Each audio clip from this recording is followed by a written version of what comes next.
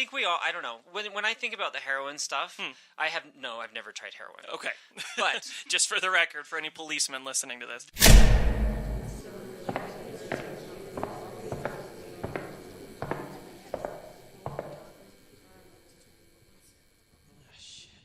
Line!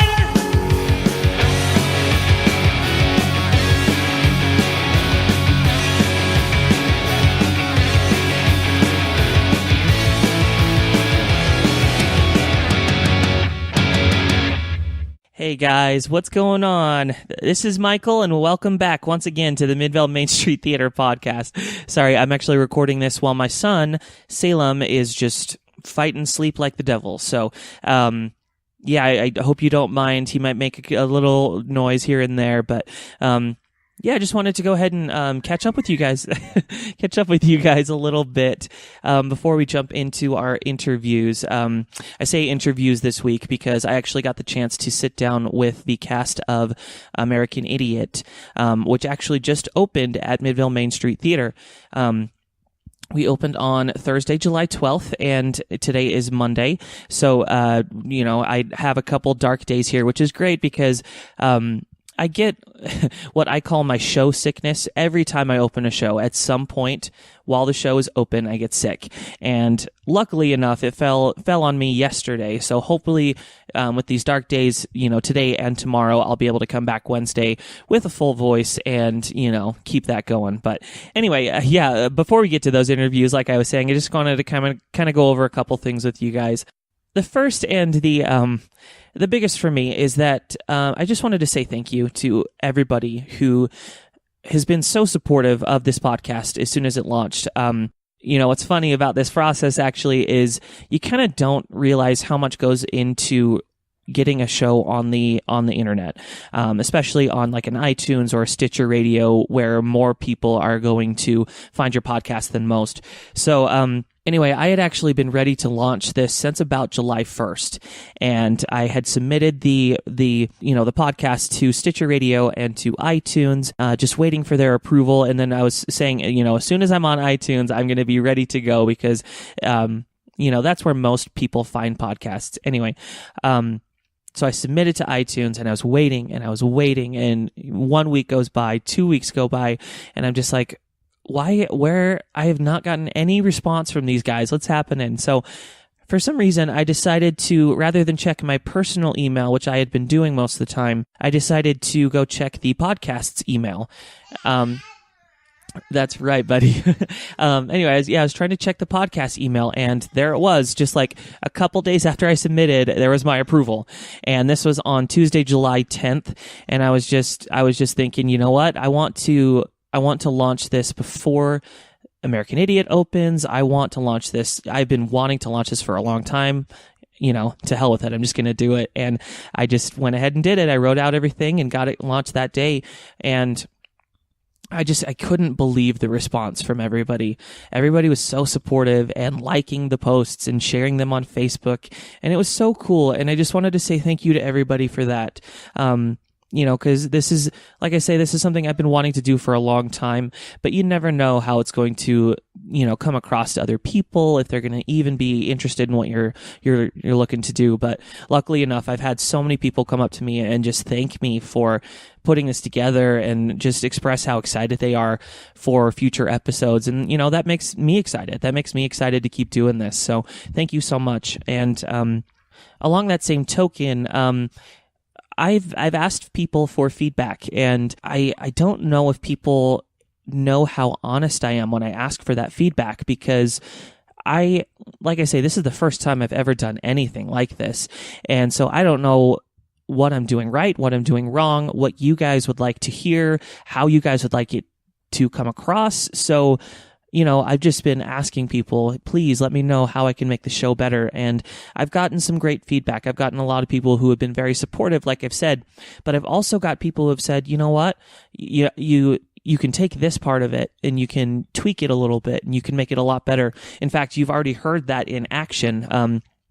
the opening of this episode, what I call the cold open of the episode, has a little bit of an effect on it to kind of differentiate it from the actual main interview. And that was one of my cast members, Carly, coming to me and being like, you know what? This would make it a lot more clear what you're trying to do if you would just, kind of announce it a little more.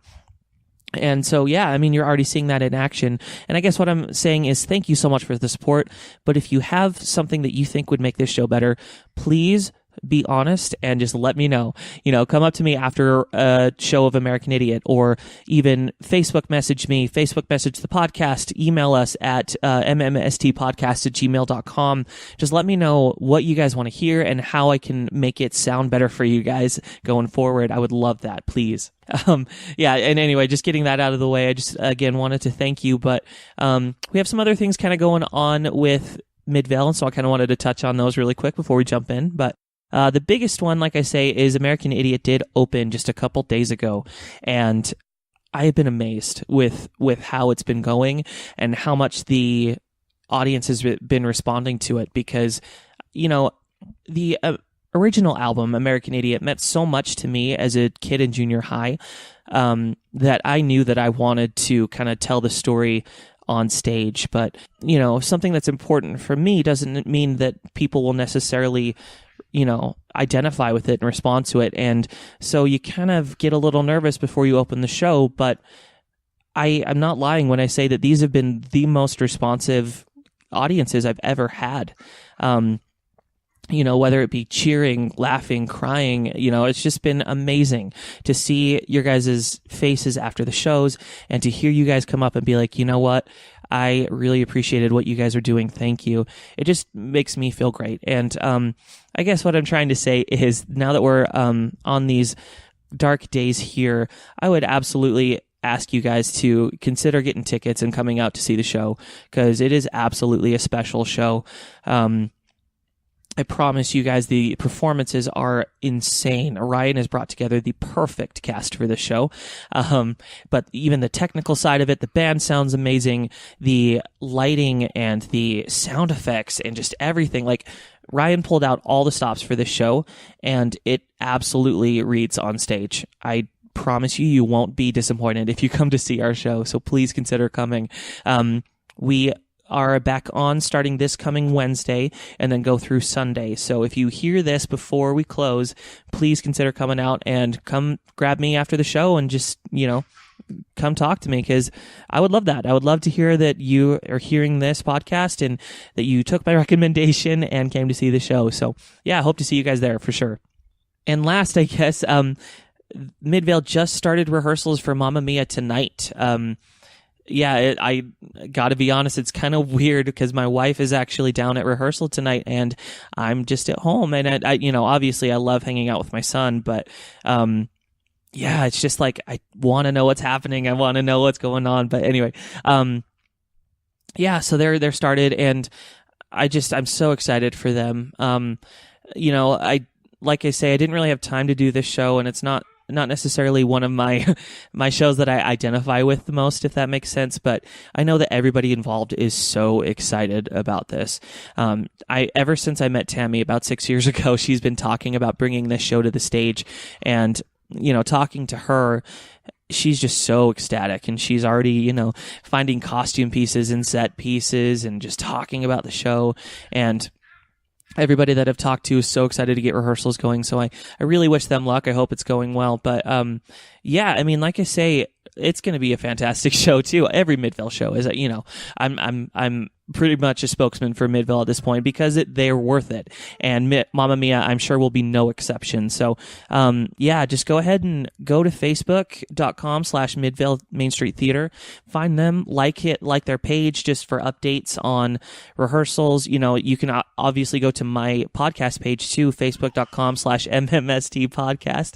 And, follow me there because I'll post updates as I see them, and it's super exciting, it's super fun, and I hope you guys are ready for it and take it to full advantage. All right, and yeah, at this point I've rambled way too long, and I hope I haven't bored you guys, but yeah, let's go ahead and jump into our interviews this week. Like I say, I got a chance to talk to a lot of the people that are involved in American Idiot on stage and just get their stories about what brought them to this show and to this stage and what it means to them and what they hope it means to you guys as an audience, most importantly. It's really cool because we have such a big cross-section in our cast. It's something Ryan talked about in our last episode, but there's plenty of people who have known this album and known this story for so long and are so excited to finally just like get the chance to perform it on stage.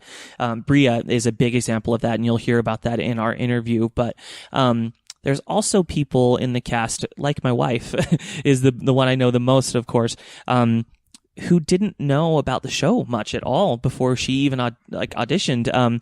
It was actually me that kind of forced her into auditioning, if we're going to be completely honest. But she's fallen so much in love with this show. It's insane. And I'm so excited for that, and I'm so excited for you guys to hear it because it's genuinely interesting, at least to me, and I hope it is to you guys too. But anyway, I will shut up and let's just jump into our interviews this week. Thank you, guys. Hey guys, I am here with John and Ashley, and they are in this show. Go ahead and describe your guys' character, give the names, and just like a little brief description of them. Well, I, John, play the role of Johnny, which is easy to remember. Yeah. I am actually just kind of a burnout, mid-20s person who still lives in his mom's basement and is dying to kind of break free of that. Perfect. Cool. And Ashley? I am playing what's her name. She is like a free-spirited, rebellious badass. Nice. That falls for Johnny. And maybe I fall for her. He falls for me back. Adorable. But then it gets all screwed up because y'all crazy. I know. Yeah, spoiler alert maybe, but yeah, perfect. Well, that leads into my first question, John. My first question for you is, what about your character do you relate to more? The psychosis or the raging dependency on heroin? Honestly, I think we all. I don't know. When I think about the heroin stuff, I've never tried heroin. Okay, but just for the record, for any policemen listening to this, there are still like self-medicating behaviors that I have been like quote unquote addicted to before in my life. I know. Yeah. I think everyone has that for sure. That were self-destructive. Yeah, and Ashley, yours was Kardashians for a while, right? Okay, so no, I mean absolutely, and that again leads into what I was going to ask. This show, I feel is like I've talked about this on this podcast and everything for so long. It's such a relevant show to today. But what about the show kind of drew you, John, into this show, into the character? Particularly the idea of wanting to escape, going away, having it fail, and then wanting to come home. Perfect. Honestly, that happened to me. Yeah? Mm-hmm. Yeah, absolutely. Are you from around here? Uh-huh. I grew up in Ogden. Gotcha. Well, that's cool. That's perfect. All right. Well, yeah, I mean, we're talking about American Idiot here for sure, but Ashley, I'll come to you. This has been such a crazy rehearsal process. We just got done doing our sits probe, meaning we sang through all the songs with the band, and there's just so much going on in the show and so many moving pieces. What has been like the most challenging or surprising parts of this rehearsal process for you? I feel like what will be the most challenging is we sound so great doing the sits probe with the band, and then we'll look awesome doing our choreo, and it's going to be bringing the two together because the choreography is going to kick our butts while we're Chantel she's a sadist. That's exactly what I think. So, but they're awesome. I mean, it looks great and it sounds great, but yeah, you're right. Putting it together is going to be a challenge for sure. Cool. Well, I know that you guys you've both done plenty of shows around the Valley, and what else? What are your guys' favorite shows that you've ever done? Go. Go. Well, one that's up there for me for sure was Chicago. That was here at Midvale. That was here at Midvale. Most of my favorite show experiences have been here. This place is like home for me, but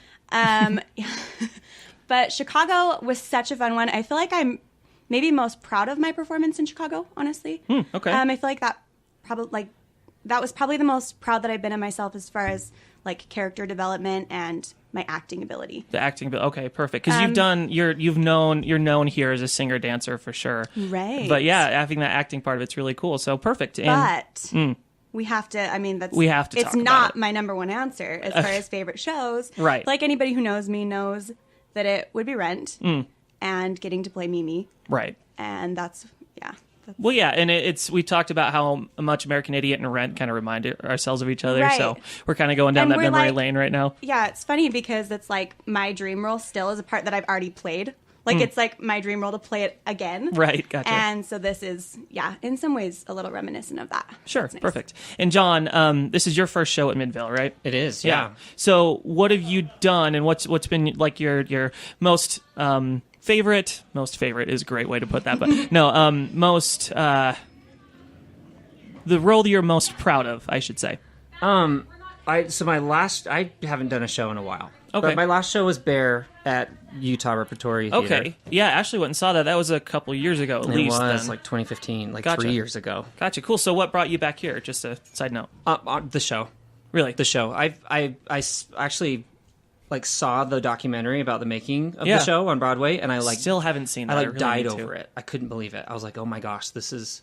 And then I became obsessed with the songs and Green Day for like a short period of time. Gotcha. So was the show your first introduction to Green Day then? No, Okay. not at all. In fact, I like knew all the song as it was I was like, oh my gosh, all these songs that I know are on the same album. Sure. I couldn't believe it. Yeah, it's crazy because, like I say, people that come to see this show and don't know necessarily that this is a Green Day show are still going to know at least half these songs. So it's just really cool. But yeah, I mean, that's really awesome. Yeah, we just got done with our SITS probe, like we were saying. Is there something that was cool about that or anything? It was nice to just stand and not have to dance and sing at the same Yeah, time. not sweat our balls off for sure. Perfect. Well, cool. Well, thank you guys for taking a second and just come see these guys in Green Day's American Idiot here at Midvale. Woohoo. Hey guys, so I am here with Bria, and she is one of the performers here in the show. And how are you doing, Bria? I'm great. How are you? Good. We just got done with doing Act 1, and so I'm super sweaty and gross. Me But, too. yeah, for sure. But go ahead and introduce yourself and your character. Just give me like one or two sentences about your character. All right. So yeah, I'm Bria, and I play Heather in this show.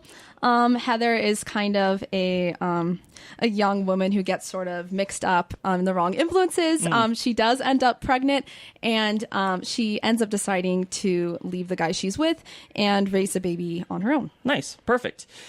Cool. We just kind of wanted to introduce you to everybody just because, it's your first time on Midvale stage, right? Yes, it is. Yeah, that's awesome. That's really cool. But I saw online, and I don't want to be too stalker or weirdish, No, but you it's just, fine. you just graduated from SLAC, right? From Salt Lake School for the Performing Arts. Yeah. Okay, perfect. I'm. No worries. That's Acronyms. awesome. Yeah, that's awesome. How does that make you feel?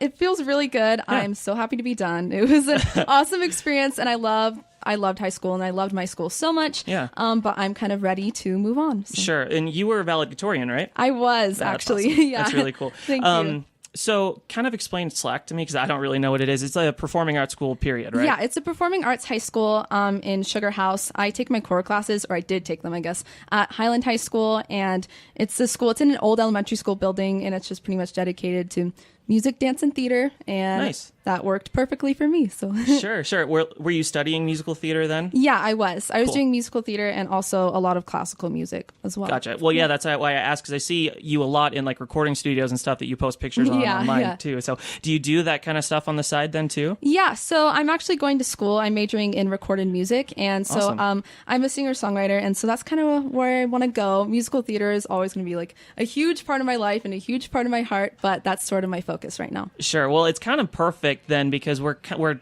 talking about American Idiot. Obviously, you're in the show, but Definitely. I've noticed since day one of this that you're just the biggest Green Day fan, and I always go to you about questions about the album or the musical or anything like that. So, how does that feel coming into an album that I'm sure played a huge part on your life growing up and everything. How is that performing this live? Yeah, for sure. So it's amazing. As soon as I heard about auditions for this show, I was like, I've been wanting to be in a Midvale show forever.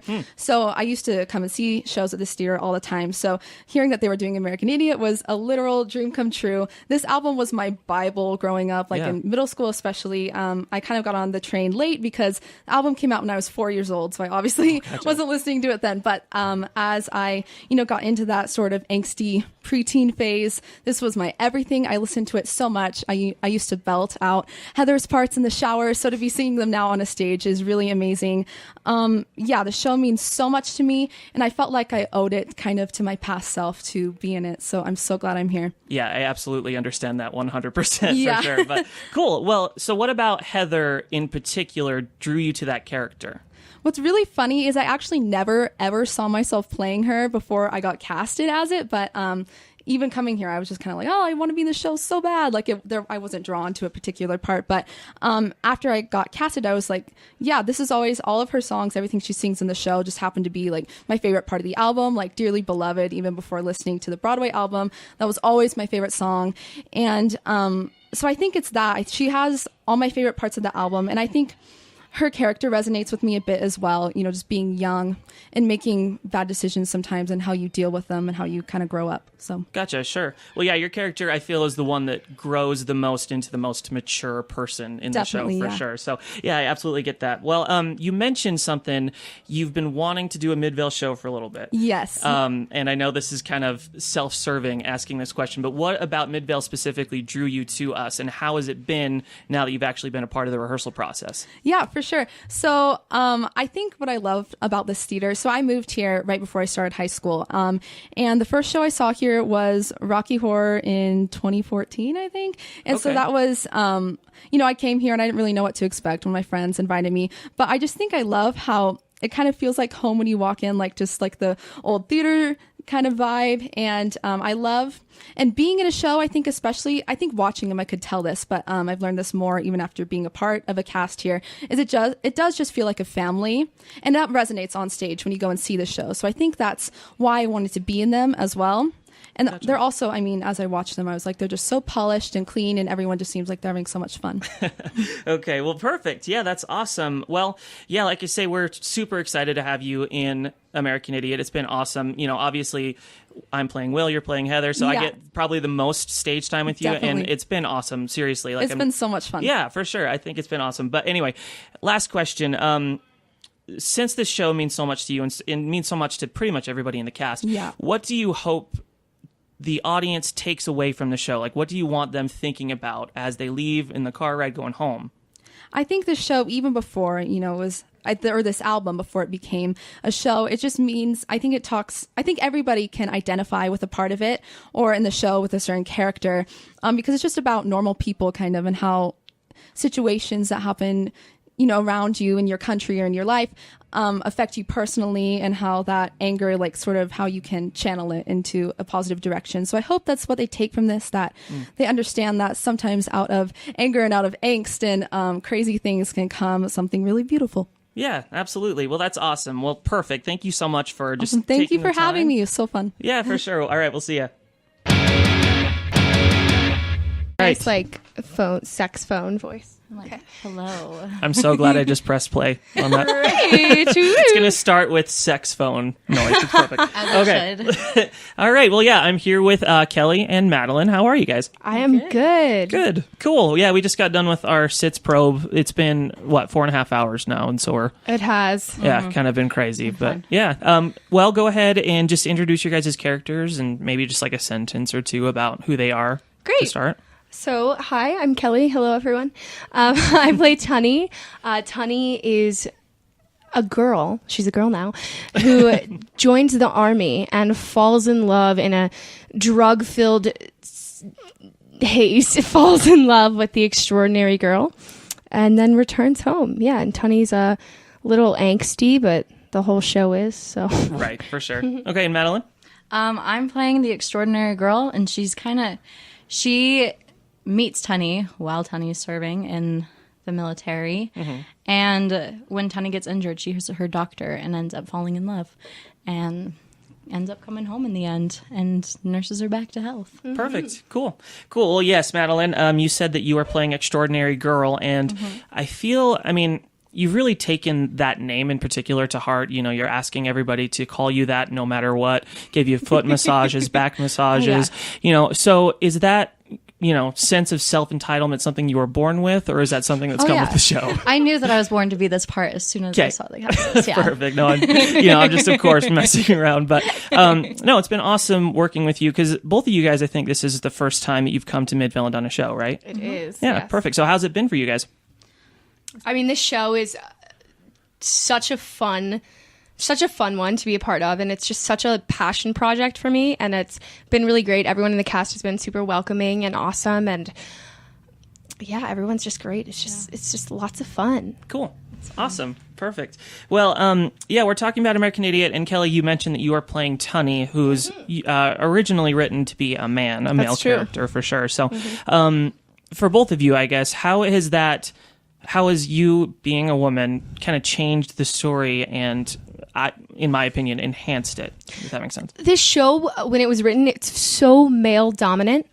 I feel like the girls don't really get a chance to show off like what they can do and to contribute to the story as much as the guys do. So I was really excited when they offered the role to me, because I think Tunny especially is someone who should be played as a girl sometimes, because it just adds such a different dynamic, especially with her joining the military and with the three guys. Like, it just changes the whole feel of everything. And it gives the ladies a chance, I guess. Yeah, otherwise it's just so male dominant. So I'm glad that they did that. It's cool. Perfect. Well, and Madeline, I was going to ask you, because the way the original show's written, a lot of the female characters are kind of written with like a sense of ambiguity. You know, you can kind of play it however you want. So how's your character building process come around, and how have you come to how you're playing your character? I think that I realized that in the story, the Extraordinary Girl is kind of the only one who doesn't really have kind of just shit brought on her. Like, she's been kind of, she's, you know, she didn't have somebody leave her, and she didn't have, she didn't leave somebody, and then she didn't have like somebody get addicted to drugs. She was there, and she realized she needed to work hard and help, I guess. And I think it was nice, because it's something that I really connect with, and being like the helper. I guess I've always been the person that serves other people, so it's kind of nice to be able to bring that into the character. Definitely. And I like that my character is not as angsty. I actually really like that. Sure. Well, and I mean, that does come across on stage. Like, I couldn't put the right words to it, but now that I watch you and you, like, having that just like almost guardian angel ship to it, I absolutely see that, and it's great. It's really cool. So yeah, I mean, like I say, we're getting close to opening. What is the right way to say this? What are you looking to portray to the audience, and what would you like them to kind of take away from your guys' story in particular? Ooh, tough one. All right. I think the root of this show is really just about like expression, basically. So I want people to leave and feel like they can express themselves better, I guess, which is a weird thing to say. It's a weird thing to ask. I know that's a lot, but I feel like the whole point of the show is that you just have to let go and let yourself like be free and express yourself the way you want to. And like, that's what I've tried to do. I've been having a lot of fun with the role with Tunny. I just like want it to be as like laid back and like fun as possible. Like, I just want people to have fun, basically. Sure. Yeah. Madeline, anything to add with that? No, it's just fun because you get to kind of come out of your comfort zone. Like, for me, I always play, like, I'm always in characters that are like princesses and stuff, so I don't get a chance to rock out. And so it's been so much fun to be able to come out of my comfort zone and do things that I didn't think I could do. Well, for sure. And this show is not really like most other shows in that it's mostly a rock concert. Yeah, you totally. know, so I get that for sure. Well, yeah, thank you guys so much for, hanging out with me for a second, for sure. All right, we'll see you guys later. See ya. Okay, hey guys, this is Kenneth. He's one of the performers here in Green Day's American Idiot here in Midvale. So, yeah, Kenneth, how are you? I'm doing great. Good. Hey, so he's playing St. Jimmy, but if you could just kind of summarize the character in like 1 or 2 sentences, what would you say? Oh, gosh. Well, he says in St. Jimmy, I'm the patron saint of chaos and denial, basically. Cool. He's got an angel face and a taste for suicidal. Yeah. Doesn't sound like you're, self-righteous or bragging at all. No, not at all. All right, perfect. Well, before I kind of ask you a couple of questions, I kind of wanted to tell this story because it was just interesting to me. But during rehearsal one day, I just came back to the kitchen to get a bottle of water, and you were working on one of your songs, but you were listening to Billy Joe rather than Tony Vincent. Yes. And it was a little weird because whenever I hear you sing, I hear Tony Vincent. Yeah. So my first question is, does that make you want to punch me in the face? Not at all. Okay. I'm very aware of it, actually. Yeah, I'm sure everyone's told you that for Yeah. sure. But I ask because, Tony Vincent was the one that originated the role on Yes. Broadway and everything. So what is the differences that you're going to bring to this role and this character that Tony Vincent did or didn't do, and how are you making this character your own? That's a good question. I feel like I identify with Tony Vincent in the way that he's much more musical theater oriented than Billy Joe is. I mean, Billy Joe basically is Saint Jimmy. He's also Jesus of Suburbia at the same time. He's both wrapped up in one. But like, I don't know. I grew up in that time, so I want to bring that inspiration of punk and I don't know what I'm trying to say. So were you listening to like the album at the time it came out and everything? Totally, Gotcha. absolutely. That's I was like in diapers listening to it on the tape in the car. Gotcha. Cool. I'm a little younger, so Sure. So yeah, I mean, I was the same way. Junior high, American Idiot came out, and I was listening to it constantly. And I feel like there is always that culture in our generation of just like fighting the man and all that kind of stuff. So that's kind of what you're looking to bring to the role. Yeah, it sounds I like. feel like Tony Vincent was great. I mean, he originated the role, Right. But there's this rawness that Billy Joe brings to it that I hope to bring to it as well. So it's almost like an unperfectness, if that makes sense. Yeah, absolutely, absolutely, and that's what makes Billy Joe St. Jimmy, because he's my definitive St. Jimmy. Totally. Too. So yeah, that's what makes him good to me too, for sure. But yeah, I mean that absolutely makes sense, and it kind of leads into what the next question is. Yeah. Excuse me. Ever since coming to Midvale, it seems like you've been playing characters that are a little larger than life, Totally. especially with this character. Yeah. Like in ways, it's the most out there character that you played So far. So, what kind of draws you to those kind of characters, and why does it make you why do you keep coming back and doing those kind of things? That's a good question. Since I moved to Salt Lake, it's been the craziest year of my life. And it's kind of a good escape, I guess, because it's felt like my problems have been kind of larger than life. I mean, when you turn 21 and you move across the country, that's kind of what happens anyway. But I feel like it's a good escape into that. And I don't know, the larger than life roles that are raw and gritty and over sexualized, they speak to my soul for some reason. I don't know if it's repression growing up in the South or what, but Gotcha. yeah, I never asked, where did you move from? South Carolina. Okay, gotcha. So what brought you out here in the first place? I had some friends that were like, hey, you want to get out the South? And I'm like, Donald Trump just became president. I've lived in the South for 20 years. Get me the hell out. So. Yeah, sure. Gotcha. Cool. Awesome. Well, yeah, I mean, we're super excited to have you. Obviously, you're a scene stealer, and everyone that's been to a Midvale show knows that for sure. But yeah, I guess my last question is, if there's anything that you would want the audience to kind of take away from either your performance or the story in general, what would you say?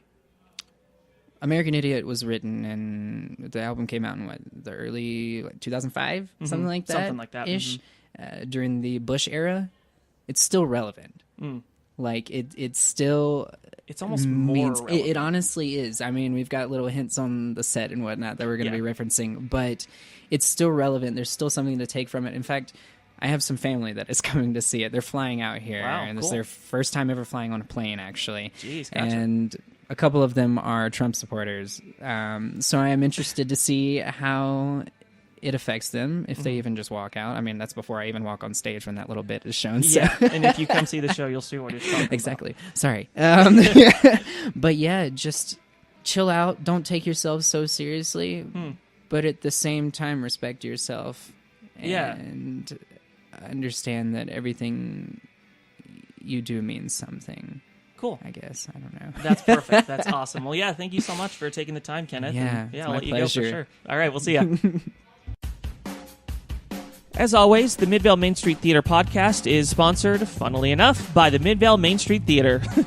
Check out new and exciting updates on everything going on at the Midvale Main Street Theater by going to www.midvaletheater.com or check them out on Facebook and Instagram at Midvale Main Street Theater. You can find show notes and much more by going to our podcast's Facebook page at facebook.com/MMST podcast. Special thanks to Ashley Howell, Joel Clark, and Matthew Petrucci for help making this show happen.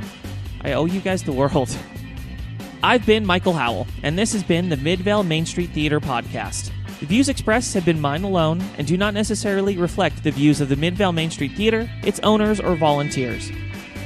If you've liked what you've heard today, please consider finding the Midvale Main Street Theater podcast on iTunes, Stitcher Radio, or whatever podcast listener you're using and dropping us a 5-star review. You can also find us on Facebook, Instagram, and YouTube at MMST Podcast. Thank you very much, and until next time, we'll see ya.